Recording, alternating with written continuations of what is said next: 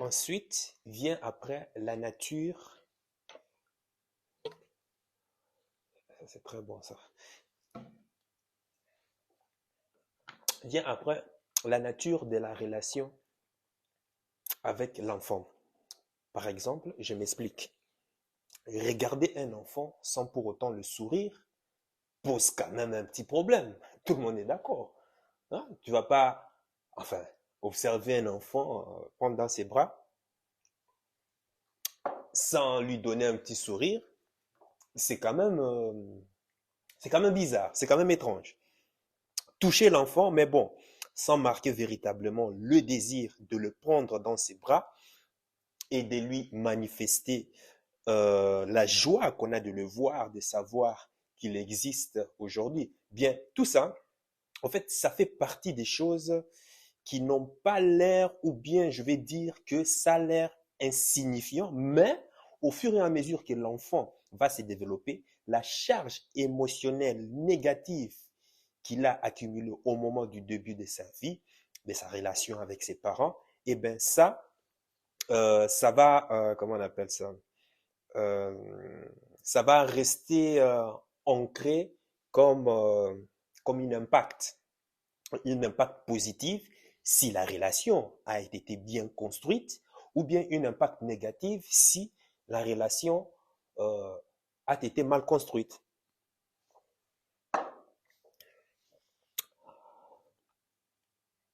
En fait, je me rappelle, en fait, chez nous, par exemple, en Afrique, la tradition africaine a trouvé un processus qui permet à la maman, donc, de vaquer à ses occupations quotidiennes, mais l'enfant qui est attaché sur le dos de sa maman bénéficie tout simplement de ces contacts charnels et de cette attention, c'est-à-dire cette présence constante de sa mère. En termes vibrationnels, ce n'est pas, ce n'est pas comme un enfant, vous voyez cet enfant-là qui est né et on va le mettre à la crèche, on passe la journée sans le voir et puis euh, on téléphone une ou deux fois dans la journée pour savoir comment est-ce qu'il va. Et puis voilà, tu rentres peut-être le soir et tu lui donnes sa bouillie et du lait et après il va se coucher. Tu vois, c'est totalement différent. Totalement différent parce que le contact qu'a l'enfant qui est tout le temps constant avec ses parents, avec sa mère, et l'enfant qui grandit, qui passe ses journées dans la crèche, il n'y a pas photo. Et là même, dans la tradition africaine, c'est que l'enfant est là 24 heures sur 24. Il ne pleure pas, il découvre le monde, les gens lui parlent, il est avec sa maman, il suit sa maman dans tous ses mouvements. Il a un éveil au monde beaucoup plus large qu'un enfant qui a grandi dans la crèche. Ces choix qui a été fait par les anciens, les ancêtres africains, est salué aujourd'hui en grande pompe par tous les psychologues, psychiatres, comment on appelle ça, ceux qui s'occupent des enfants occidentaux. Tous saluent ça. Même dernièrement ici, même le japonais saluait ces genres de la manière dont les Africains ont le contact, ce lien dont les Africains ont avec les enfants. Ils disent que c'est le meilleur moyen d'éduquer un enfant en vie d'être un adulte, euh, en vie d'être un adulte responsable. Mais il y aura justement une anguille sous roche. Ça j'expliquerai plus tard. La chose qu'on constate aujourd'hui en tout cas est que si la mère est crispée, anxieuse, tendue, énervée, ben, le bébé va le ressentir et va mimiquer ses états émotionnels et on va sentir qu'il y a un état de mal-être qui peut se développer même avec des pathologies du somatique, qui peut même avoir de l'eczéma, des troubles d'appétit, des troubles de sommeil. Bref, en fait, on sent que l'enfant n'est pas tranquille, n'est pas bien, il n'est pas en paix avec lui-même et ça se voit. À l'inverse, si la mère est tendue, le papa est disponible, on sourit à l'enfant, on lui fait découvrir de nouvelles choses. On n'est pas obligé de lui acheter des nouvelles choses. D'ailleurs, les études ont démontré qu'acheter, il faut même voir ces documentaires sur Arte. Hein. Ces études vraiment ont démontré qu'acheter de nouvelles choses à l'enfant n'a aucun impact sur son bien-être. Au contraire, c'est le fait de mettre des objets différents devant lui. Ça peut être une boîte, un téléphone portable qui n'est pas usagé, peut-être un appareil obsolète ou bien un ancien poste de radio, ça peut être des jeux banals qui n'ont rien à voir avec son âge ou bien une boîte à maquillage.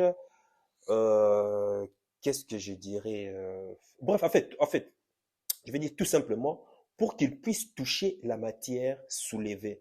En fait, ça peut être un ballon ou n'importe quoi. Au fait, qu'est-ce que je vais dire par ici? En fait, je vais dire par ici que, en fait, je parle en fait d'un objet qui n'est pas lourd. Hein. Les objets doivent avoir une matière euh, tantôt froide ou tantôt chaude ou tantôt tiède. Le but ici est de faire travailler ses sens. Et là, on travaille véritablement l'éveil de façon harmonieuse de cet enfant. À partir de ce moment-là, la deuxième chose qu'il faut comprendre, c'est que tout ce qui fait partie de l'univers du positif s'est traduit par des émotions. Il y a une science pour ça qu'on appelle la kinésite. Il faut aller voir sur Google. Hein. Moi, franchement, il faut aller voir sur Google. D'ailleurs, c'est facile, tu tapes simplement kinésite sur Google, ça te sort tout ce que tu dois savoir sur la kinésite. Et ça, c'est très enrichissant. Enrichissant. Sorry. Donc, en fait, la kinésite, c'est tout ce qu'on ne dit pas par les mots, mais qu'on manifeste par sa gestuelle. C'est vraiment important ça, car on peut manifester le plaisir par sa gestuelle. Le plaisir d'être avec un enfant. L'enfant est réceptif à ça. Oh, combien c'est très, très, très, très, très important. J'avais même demandé tu sais, hein, il m'est arrivé, en fait, j'avais demandé comment on appelle ça, qu'on change d'école, enfin, que ma fille puisse changer d'école. J'étais parti à visiter à son pays, tout est constant, quand elle en avait encore, quoi, 5 ans, tous ces genres de trucs. Et les 3 jours que j'ai lui accompagné à l'école, et je me mettais à l'écart pour voir, remarquer comment est-ce que ça se passe la synergie entre sa maman, enfin, entre l'enfant et puis la maîtresse et autres. Et ce que j'avais constaté tout le matin quand je venais, le body language, le langage corporel de la maîtresse montrait au fait c'était pendant l'hiver, montrait un peu une lassitude au fait, une espèce de, j'en ai marre de me lever le matin comme ça. Bon, je peux comprendre, hein, ça peut être un métier difficile, tu es conscient, c'est lever le matin, en plus dans un froid hivernal, je peux comprendre. Mais ce qu'elle ne comprenait pas, c'est que au fait, ce langage corporel, il était en train de le transférer, cela, aux enfants, sans qu'ils ne sachent compte. Par ces mots, on voit bien que, oui, asseyez-vous, tu es conscient, mais au niveau de son langage, au niveau de sa gestion, ça traduisait complètement une personne complètement négative. 3 jours après, j'ai demandé à la maman, moi je veux que tu lui changes d'école. Parce que je ne suis pas content, parce que cet enfant n'étudie pas. Cet enfant n'aura pas un bon impact ici. Bon, la maman, tu sais comment sont les femmes. Hein. Oui, c'est la meilleure école, tu veux qu'on lui amène où si tu veux des écoles plus chères, ben, tu n'as qu'à donner l'argent, hein, patati patata. Tu vois le problème des femmes. Hein, c'est de ça dont je parle. En fait, il n'est, c'est basque sur le court terme, sur l'instant T. Or, moi, à 3 jours, hein, la manière dont j'ai vu l'interaction entre la prof et les enfants, j'ai dit que celle-là, elle risque de condamner, d'hypothéquer déjà l'avenir de cet enfant, d'avoir un impact négatif sur les émotions de cet enfant. Et ça, ce n'est pas bon. J'ai demandé ce qu'on lui change d'école. Mais bon, ça a été tout un problème. Je t'épargne l'histoire. Mais si tu es intéressé, je peux te raconter ça. Comment est-ce que les choses se sont abouties. Et c'était un scandale. Hein. C'était un scandale parce que moi, j'étais catégorique parce que moi, je vois l'avenir de l'enfant. Moi, je vois ce que l'œil nu n'arrive pas forcément à voir. Tu vois, parce que j'ai un projet, parce que j'ai un but dans la vie. Et pour avoir ce but, je vais déjà, c'est présent, c'est aujourd'hui qu'on est en train de travailler pour atteindre cet objectif, ce rêve dans le futur. Mais la femme était juste focus, où sont les moyens? Tu vas faire ça avec quels moyens? Par-ci, par-là. Au lieu d'abord de se dire, OK, comment est-ce qu'on va se permettre d'amener notre enfant dans une école adaptée, dans une école, c'est vrai, qui coûte cher, où les conditions sont, euh, où l'enseignement est, comment on appelle ça? L'enseignement sera positif, tant de vie émotionnelle que pratique pour l'enfant. Mais non, ici, on se base plutôt sur les conséquences néfastes. Ben, où est l'argent? Par-ci, par-là, tu ne me donnes pas l'argent. Par-ci, par-là, tu viens peut-être une fois par mois, voir enfant, et puis tout d'un coup, tu te permets de, comment on appelle ça? Tu te permets de, tu te permets de dire qu'il faut changer un enfant d'école, mais dis donc, tu te prends où ça? Bref, je te parle l'histoire. En fait, c'est comme si, au fait, elle n'avait pas, enfin, la maîtresse en quelque sorte, parce que quand je voyais la maîtresse, elle n'avait pas envie de travailler. Au fait, on ne peut pas transmettre quelque chose à un enfant en ayant des signaux négatifs dans le comportement, dans les traits de visage, la façon de froncer les sourcils. Tu vois, ces petits détails dont je suis en train de parler, c'est ça qui faisait, c'est ça qui faisait défaut. Et je voyais ça en 3 jours, j'ai dit non, non, non, non, non, non, non, non, non, impossible. Impossible, impossible. Mais bon, bon, il y a eu du travail après. Je t'épargne l'histoire, mais ça fera partie d'un autre. Si tu es intéressé, bien sûr, ça fera partie d'un autre sujet à développer. Tout cela, en fait, hein, tout ce dont je viens de décrire rentre en jeu dans la transmission de l'information. Ce n'est pas l'information en elle-même qui est importante, mais c'est son visage. Est-ce qu'il est, je parle de la prof, hein, est-ce qu'elle est rayonnante? Est-ce que les yeux sont pétillantes? Est-ce qu'on sourit à l'enfant? Est-ce que les yeux, comment on appelle ça? Est-ce qu'on fait des grands gestes? C'est très important quand on est avec les enfants de faire des grands gestes, occuper leur imaginaire. C'est tout ça dont il s'agit. Après, bon, on constate que le beau, hein, d'une façon générale, représente pour l'enfant quelque chose de très important dans son développement. C'est-à-dire que c'est associé à ce qui est bien. Par contre, le lait est associé à, comment on appelle ça, à ce que l'on rejette généralement. Alors, c'est important de dire à un enfant, par exemple, que ben voilà, tu es beau, tu es belle, tu as une belle chevelure, ok, tu es très fort, ok, tu es intelligent, waouh, même si, je dis bien, même si il a des mauvaises notes, mais là, je vais revenir plus tard. Mais ça, je vais revenir plus tard parce qu'il y a aussi des stratégies pour y arriver. Parce que mauvaise note ne veut pas dire forcément que l'enfant est bête. Non. Académiquement, peut-être oui, mais par contre, bon, ça, je vais revenir aussi dans un autre sujet. Là où l'enfant a un défaut sur quelque chose, sur une partie de son corps, ou bien ça peut être aussi sur le mental, la nature va toujours compenser cela par un autre don inné, par un autre talent insoupçonné. Donc le but, parce que la nature ne fait jamais, la nature ne fait jamais d'erreur. Il compensera toujours ce que la personne a en défaut par une autre partie quelconque de sa physiologie, ça peut être psychique, ça peut être mental, pour pouvoir, comment on appelle ça, pour pouvoir rétablir l'équilibre. Ça aussi, ça fera partie d'un autre sujet. Je vais expliquer ça plus tard. C'est par exemple comme je vois ici, comment on appelle ça, en Occident, on a par exemple des enfants autistes, autistes.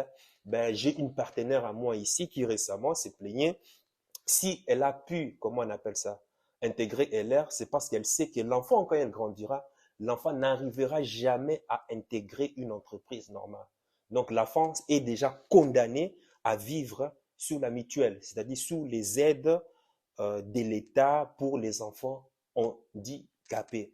Alors c'est pourquoi tu l'as motivé à pouvoir rejoindre LR. Pourquoi? Parce qu'en rejoignant LR, c'est que les gens ne savent pas, c'est que plus tard, même si tu abandonnes, même si tu mourrais, par exemple, LR continuera toujours à payer à tes enfants pour le travail que tu as fait, pour le travail que tu as fait pendant, je sais pas moi, pendant X temps. Donc, elle sait que, parce qu'aujourd'hui, elle fait 4 000 € en passif, hein, 4 000 € en passif par mois, elle sait, elle dit, c'est pour ça, c'est juste pour mon enfant. Parce que plus tard, moi, quand je vais mourir, lui, même s'il aurait un peu des aides de l'État, mais l'entreprise LR continuera à payer cet enfant, malgré son handicap, pour le travail que la maman est en train de faire actuellement. Mais ce qu'elle ne sait pas aussi, malgré son autisme, il faut chercher maintenant le côté inné, ce talent que cet enfant a. Parce que c'est comme ça la nature a toujours solutionné, a toujours réglé les choses. On croit que cet enfant a un défaut. Non, il y a toujours une compensation quelque part. Et maintenant, le travail, maintenant, ce sera de découvrir quel est ce talent inné que cet enfant a, que le commun des mortels n'a pas. Tout cela est important, comme je le disais, parce que comme l'enfant rentre en découverte avec les parties de son être, il faut lui permettre d'avoir une découverte positive de ses parties corporelles pour ne pas que la personne ait des frustrations, comment dirais-je, des frustrations ultérieures, des frustrations plus tard en fait. En fait, et autre chose est qu'il faut féliciter l'enfant. Quand l'enfant fait quelque chose de bien, il faut célébrer cela. Vois-tu, en fait, j'ai constaté, et toi-même d'ailleurs, pourquoi dans la relation que l'on a avec les enfants, dans le cadre familial, nous sommes toujours dans le cadre d'une éducation par la négativité. Pas faire ça, non, pas ça, non, non, non, pas ceci, tu peux pas, non, reste là, tu peux pas faire ça, tu fâché, par-ci par-là, hein, bonio, quoi ça la honte, yo, toi, moi, hey, hey, Bialo, hey, hey, you don't do that, hey, shut up.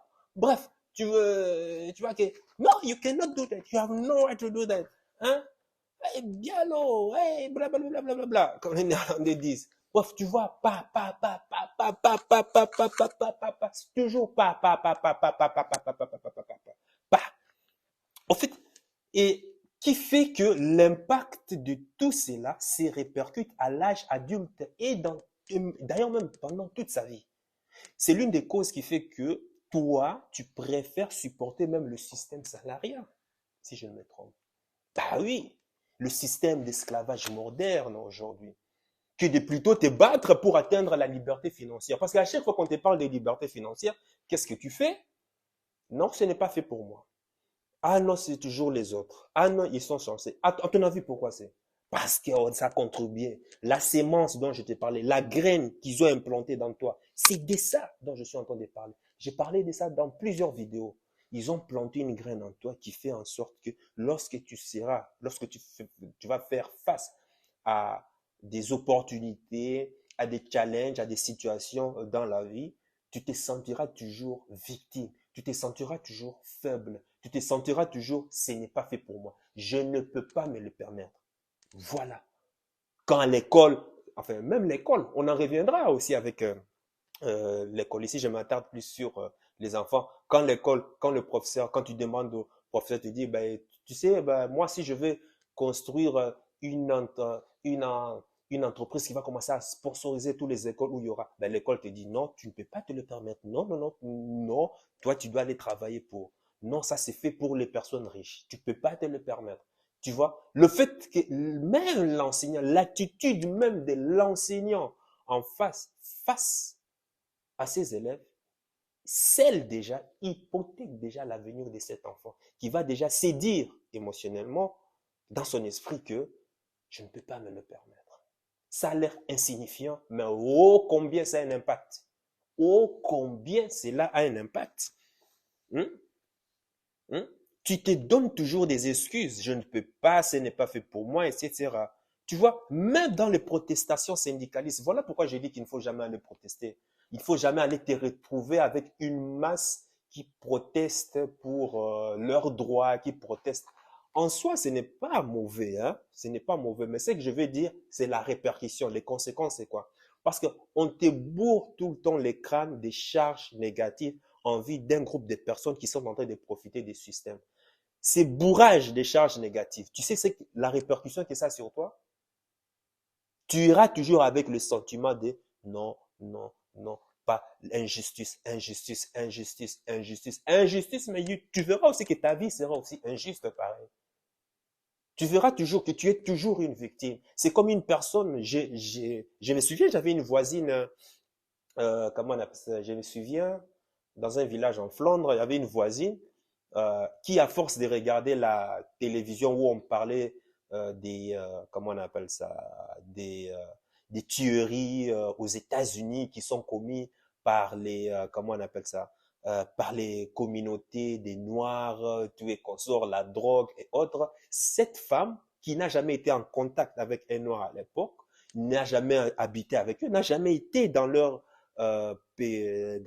cercle social, a généré de la peur envers la peau noire. Et à chaque fois, moi je faisais la livraison et tout, elle était surprise de me voir comme ça dans la porte, alors qu'elle ne me connaît pas. Tout d'un coup, elle a crié, hey! Elle a fui. Elle a fui, elle a laissé la porte. Et la fille, elle va appeler son mari, il dit, il y a un noir, il y a un noir, il y a un noir dehors, il y a un noir dehors. Et le mari qui vient dit, espèce de bialo, punaise. Mais c'est notre bouffe, il apporte notre bouffe, pourquoi tu as peur? Oh, non, non, c'est rien, Marc. Oh, je ne m'attendais pas à ça. Depuis qu'ils engagent des noirs. Les villageoises. Mais bon, bon, bref, enfin, tu vois, c'est pour te dire, l'enfant, enfin, la grand-mère en question n'a jamais été en contact avec des noirs, mais le fait d'être exposé à des informations à la télévision, voilà pourquoi j'ai dit que les médias sont des outils d'abrutissement du cerveau, eh bien, ça générait en elle des émotions négatives. À chaque fois qu'il voit un noir, elle a tout de suite peur. Elle a tout de suite peur. Pourquoi? Parce qu'elle s'attend à quelque chose d'horrible, de négatif, qui va, comment on appelle ça, qui va lui arriver. Et parce que tu sais, même enfin, le problème est que tout cela, hein, tu vas protester, les syndicats, la marche et autres. En fait, comme je dis, ça bloque les énergies positives euh, et tu ajoutes à cela la négativité des parents, des professeurs. Cela ne fait qu'alimenter les énergies négatives. Donc, s'il y a un épargne ou une négation, c'est-à-dire toute situation ayant son contraire, au fait, ce que je veux dire, c'est que toutes les sciences d'éducation ont montré qu'il vaut mieux expliquer à l'enfant ce qu'on attend de lui plutôt que de s'organiser dans les négations des n'est pas ou faut pas ou bien non ou ne fais pas ceci ou bref, tu vois de quoi je parle, hein? Toutes ces sanctions, hein, mais tendances négatives qu'on inflige aux enfants. Et d'autant plus que le fait de lui dire clairement ce qu'on attend de lui et quand il est fait ce qu'on attend de lui et qu'on le manifeste par la gestuelle, par les mots, l'enfant va enregistrer l'information et continuera de le faire. Ce qui fera plaisir aux parents plus tard. Alors, la chose est qu'on constate, c'est un autre phénomène bien sûr étrange que j'ai d'ailleurs expliqué dans les autres vidéos en parlant un peu des, de la Matrix. En fait, c'est la construction du moi. Vois-tu, et tu dois le savoir sans doute que dans les civilisations, par exemple ancestrales, cette construction du moi se faisait par les initiations qui accompagnaient les enfants par classe d'âge et qui leur permettaient tout simplement de passer euh, des stades, hein, des stades de connaissances, des stades de niveau expérimental, des stades de niveau aussi de responsabilité sur le plan personnel, familial et sur le plan collectif. Ceci est très important parce que de nos jours, on fête les anniversaires des enfants, mais on a oublié que chaque année, quand l'enfant a 1 an de plus, il doit avoir une responsabilité supplémentaire. Cette notion-là, c'est le rôle même de l'adulte de pouvoir corréler l'anniversaire de l'enfant avec une responsabilité supplémentaire qu'on va confier à l'enfant. Je vois les parents fêter les annives et il ne se passe rien. Tout ce qu'on a, c'est simplement aller au McDo, c'est simplement lui faire des fêtes par-ci, par-là, c'est simplement... en fait, les anniversaires des enfants étaient un prétexte pour les adultes à pouvoir se voir, à pouvoir faire des conneries, à pouvoir se lâcher. Bref, mais ça n'a rien à voir avec l'enfant en réalité. Les années passent, l'enfant est en train de vieillir, mais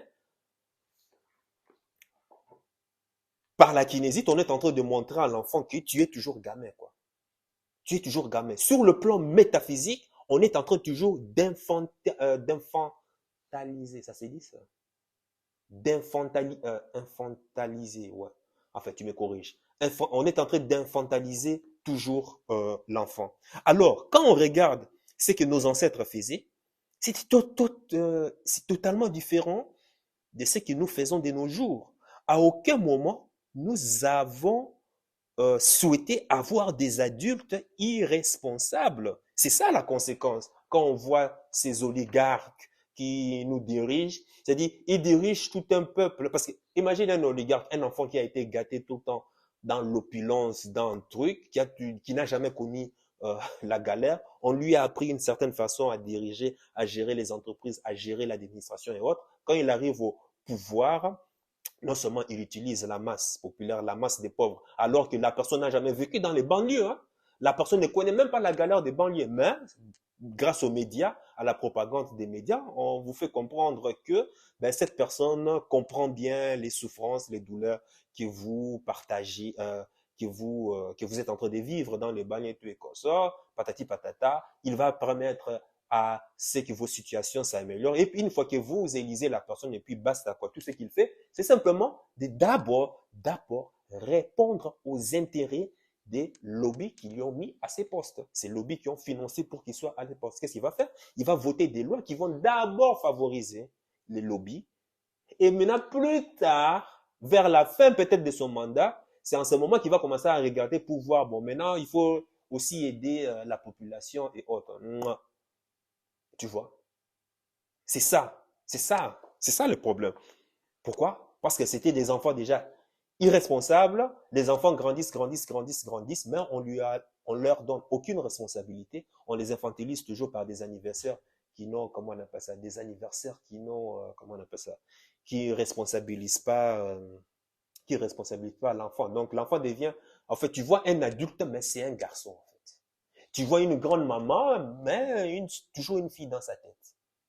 C'est ça, la bellesse. Donc, pour éviter d'avoir des adultes irresponsables, eh ben, il y avait la notion d'initiation chez nos ancêtres.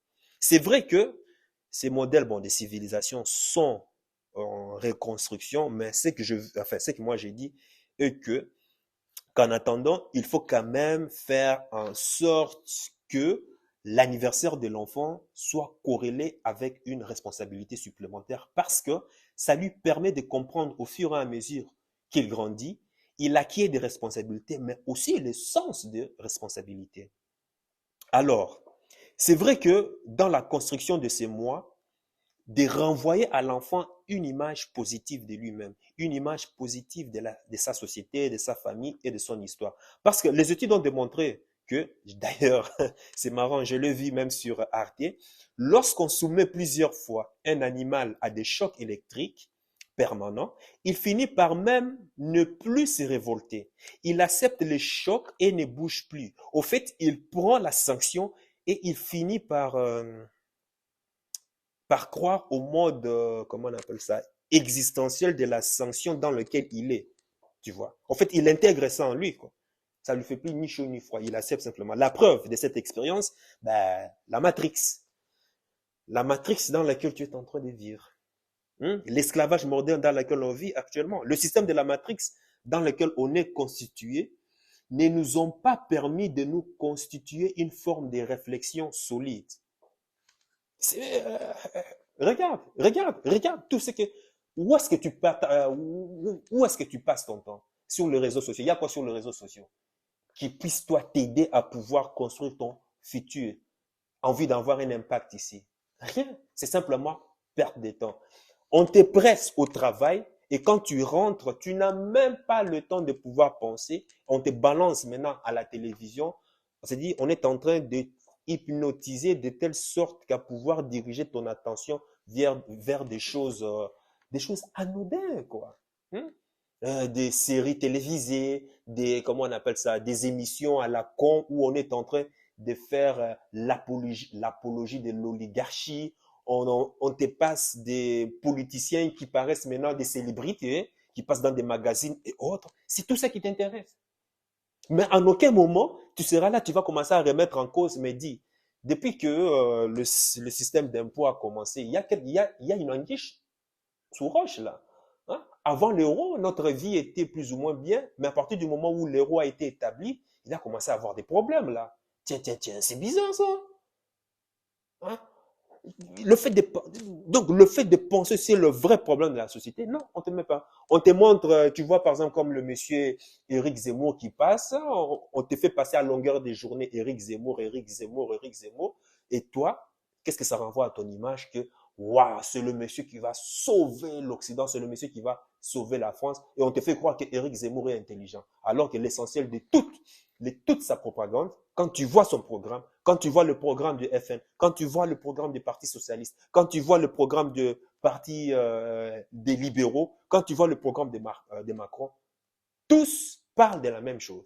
Rien, je te dis, il n'y a rien. Tous parlent de la même chose. Mais les médias, encore une fois, te font comprendre que, ben voilà, voilà, chaque candidat est différent. Mais alors qu'au final, et tous travaillent pour les intérêts d'un même lobby. Tu vois, on t'a pressé au travail, tu es tellement fatigué, comment est-ce que tu auras le temps de vivre? C'est-à-dire, on ne te laisse même pas le temps de réfléchir. On doit te bombarder dans tous les côtés. À partir du moment où tu vas commencer à te faire un peu l'argent, tu sais quoi? C'est maintenant la crainte des impôts. Bam, bam, bam, bam, on va commencer à te presser. De telle sorte que tu seras simplement occupé à pouvoir finir comment on appelle ça? De régler tes problèmes de charges mensuelles et autres par-ci par-là. Je te parle aussi, regarde par exemple l'impact, les conséquences qu'a eu l'esclavage sur les Noirs de nos jours. Regarde, c'est encore un des cas. Un Noir aujourd'hui en Occident trouve toujours que l'autre race est toujours mieux par rapport à lui. Un Noir aujourd'hui trouve que l'avenir c'est toujours en Occident. Un Noir trouve que ben, sa peau n'est pas belle, il faut toujours se dépigmenter la peau. Un Noir trouve aujourd'hui que la religion qui nous est importée, le christianisme et comment on appelle ça, l'islam, c'est la meilleure des religions. Alors que le Noir oublie qu'avant lui, il y avait déjà ces religions. Il y avait déjà l'animisme qui parlait de ces mêmes dieux dont le christianisme et l'islam sont en train de nous vendre. Aujourd'hui, on fait croire à un Noir que non, la culture africaine n'a jamais existé. Tout ce qu'il y a eu, c'est toujours une culture orale qui s'est transmettée de bouche à l'oreille. C'est faux! Il y a des écrits. Il y a des écrits qui le prouvent. Où le papier? J'ai pas de papier ici. Le papier. Tu sais, le papier vient d'où? Le papier vient du mot papyrus. Et le papyrus a été inventé où? Ça a été inventé en Afrique. Voilà l'un de, comment on appelle ça? L'héritage que l'Afrique a légué à ces mondes. Hein? Le support souple de la communication, c'est grâce à l'Africain. Si ce n'était pas l'Africain, si ce n'était pas l'ingéniosité des Africains, aujourd'hui on n'aurait pas du papier. À l'époque, on utilisait des tablettes d'argile. Le papier vient du mot papyrus. Papyrus. Le papyrus vient de l'Afrique. Mais toutes ces connaissances, c'est ça les conséquences de l'esclavage. Hein. C'est ça dont je te parle. Mais les Africains sont là, toujours en train d'idéaliser les autres, en train de faire croire que, ben voilà, c'est toujours l'Occident qui a inventé, alors que l'Occident s'est formé en Afrique avec nos ancêtres africains. Les Thalès, les Pythagore, Henri Poincaré, sur lesquels Einstein s'est basé pour pouvoir créer, comment on appelle ça, comment on appelle ça, proposer la loi de la relativité. Einstein s'est inspiré des travaux de Henri Poincaré. Henri Poincaré est parti apprendre ces trucs où? Parti en Afrique. Pendant 12 ans, mais pourtant dans l'histoire, tu ne verras jamais ça. Mais ça y est là dans les musées. L'école ENA en France, l'École nationale d'administration ENA, ils les disent bien à tous ces élèves que le mathématique que nous sommes en train d'appliquer aujourd'hui de nos jours, le mathématique, là, ce sont des mathématiques que eux, occidentaux, ont appris en Afrique, en Égypte, avec les Kémites et les Noirs. Ce sont des mathématiques qui viennent de l'Afrique. Et c'est ces mathématiques que nous utilisons aujourd'hui dans toutes nos administrations, support, ça peut être n'importe quoi. Tout ça. Tu vois, c'est pour ça que j'ai dit la connaissance libère. La connaissance libère. Mais tout ça, on va t'éviter à ce que tu puisses orienter tes pensées à la découverte de tes origines. Pour ça, on doit te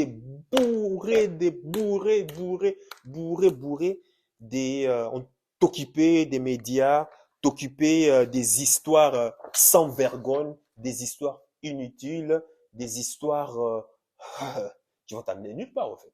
La Matrix, c'est déjà dont je parle. Donc, alors, ceci est d'autant plus important que j'ai constaté que les parents d'aujourd'hui ne racontent plus des histoires à leurs enfants. My God. En fait, c'est-à-dire qu'au-delà du réel, en dehors des choses totalement usuelles, les adultes ayant perdu la capacité de rêver n'arrivent plus à transmettre la notion du rêve aux enfants. Ayant perdu la notion du monde imaginaire, ils n'arrivent même plus à stimuler le monde imaginaire des enfants. En fait, on voit les difficultés de comment le monde est tendu, mais on transmet à l'enfant la tension que nous ressentons à travers cette vie quotidienne difficile. Au lieu de transmettre à cet enfant cet espoir de voir les choses changer, cet espoir qu'on a et qu'on sait qu'un jour les choses vont changer. Si toi tes parents aujourd'hui,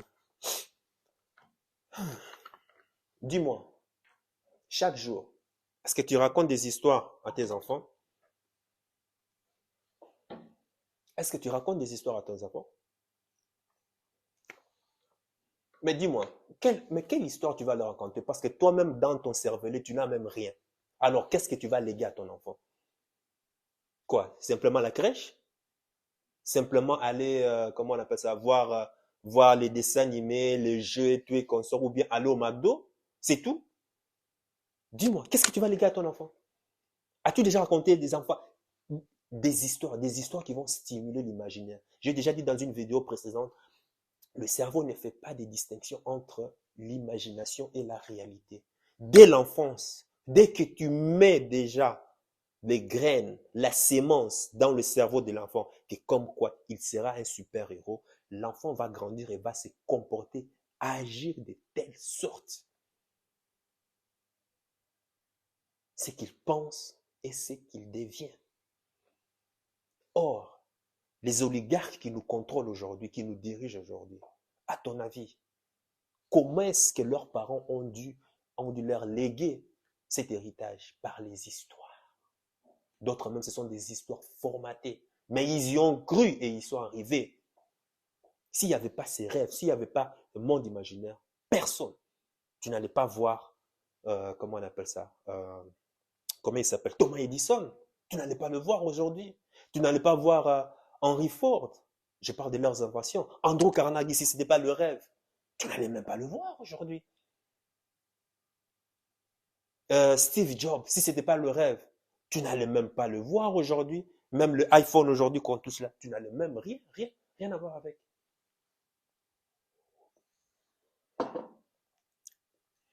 Et le point le plus important ici, écoute-moi bien, très important, c'est que